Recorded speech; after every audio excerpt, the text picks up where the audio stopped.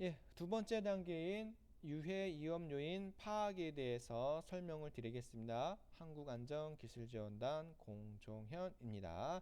자, 두 번째 단계 우리가 우리 회사에 일을 하면서 어떠한 위험 요소가 노출되어져 있는지, 즉 잠재적인 위험 요소가 뭐가 있는지 이 파악하는 게 바로 두 번째 단계인 요소가 되겠습니다. 그래서 어떻게 보면 우리가 이제 회사에서 위험성 평가를 진행할 때 가장 많이 시간을 들여야 되는 부분이 바로 두 번째 단계인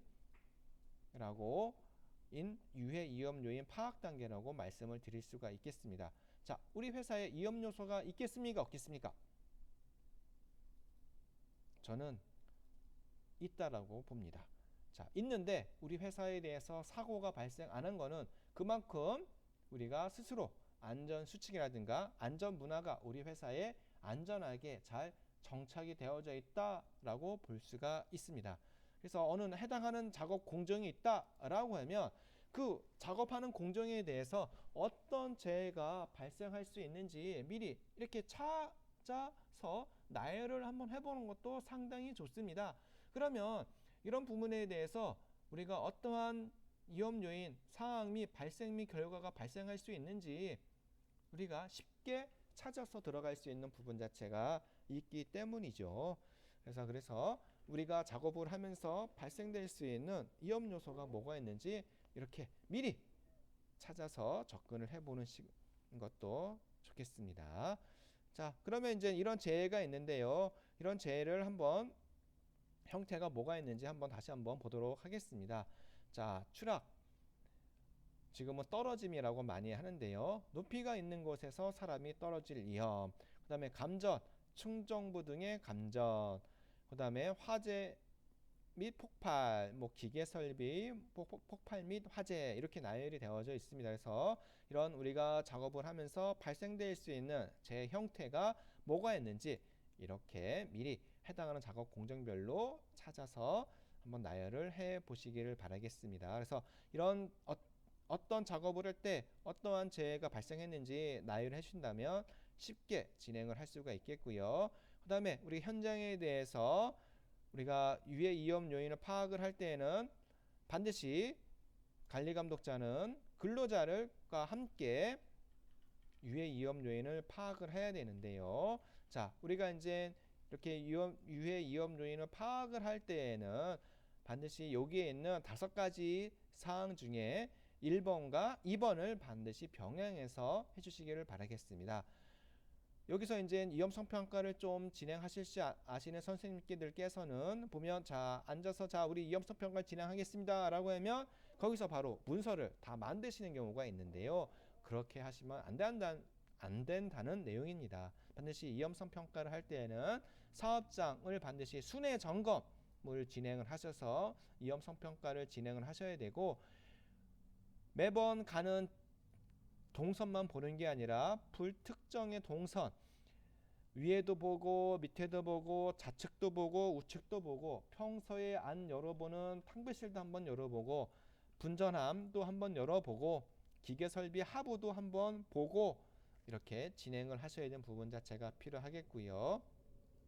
현장에 근로자가 있다라면 현장에서 근로자에 대해서 이 작업을 할 때 위험한 요소가 있는지 없는지 불편한 요소가 있는지 없는지 같이 청취 조사를 진행을 하셔야 되는 부분 자체가 필요하겠습니다. 그래서 반드시 우리가 사업장에서 유해 위험 요인을 파악을 할 때에는 근로자를 참여시켜서 사업장 순회 점검에 의한 방법과 청취 조사에 의한 방법을 병행을 해서 진행을 해 주시기를 바라겠습니다. 자, 사업장 순회 점검 시 의한 방법에 대해서 이렇게 이제 설명된 내용이 있는데요. 이 내용을 참고를 해 주시기를 바라겠습니다. 그 다음에 청취 조사에 의한 방법도 PPT로 한번 띄워드리도록 하겠습니다.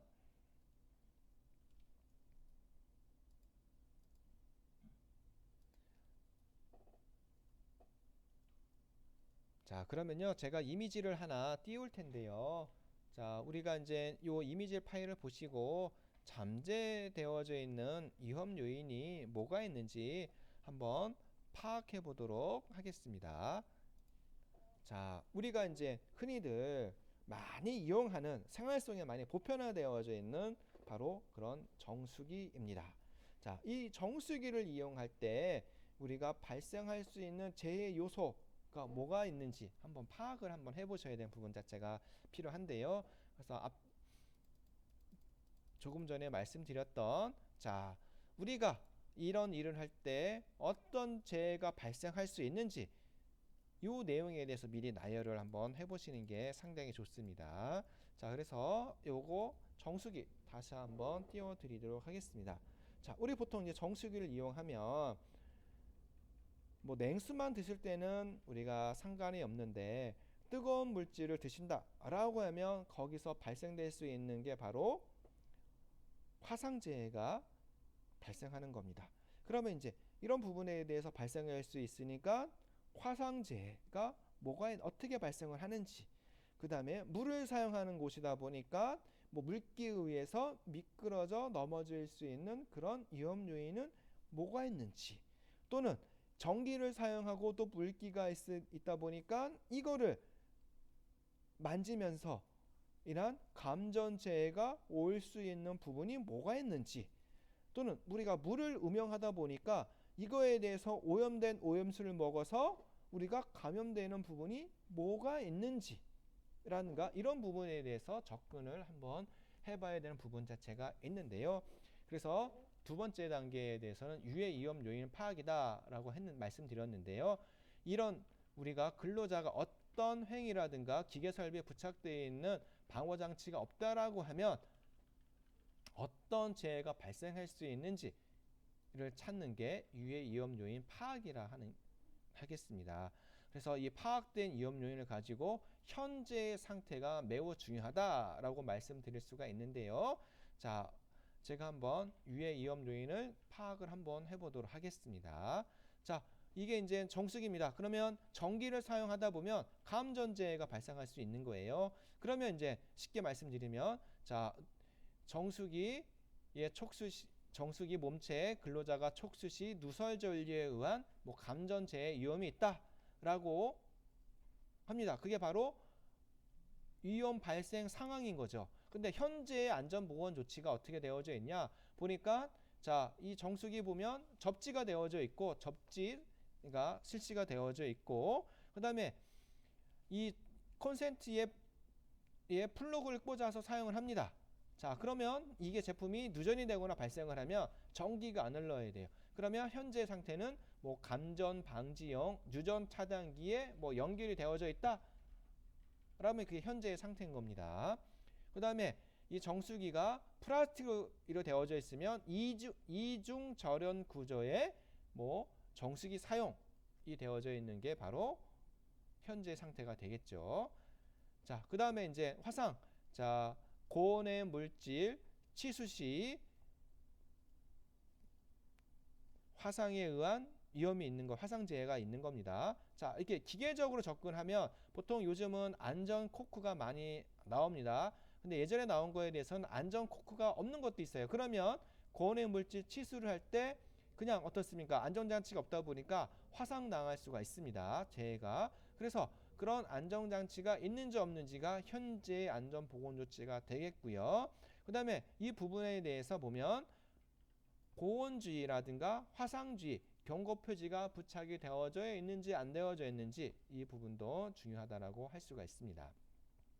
그 다음에 자, 바닥의 물기로 인한 미끄러져 넘어질 위험이 있다 라는 게 위험 발생 상황의 결과인데, 자, 현재 안전보건조치는, 자, 물기가 발생하지 않도록 바닥에 수시 제거라든가 미끄럼 방지 우리가 매트라든가 그런 부분을 설치했다라면 현재의 상태, 요게 중요하다고 할 수가 있겠습니다. 그래서 우리가 이런 기계 설비가 있다라고 하면 근로자가 어떻게 행동하는지 이에 대해서 파악을 하고 그 안에 숨어져 있는 잠재적인 위험 요인을 파악을 해야 되는 부분 자체가 필요하겠고요.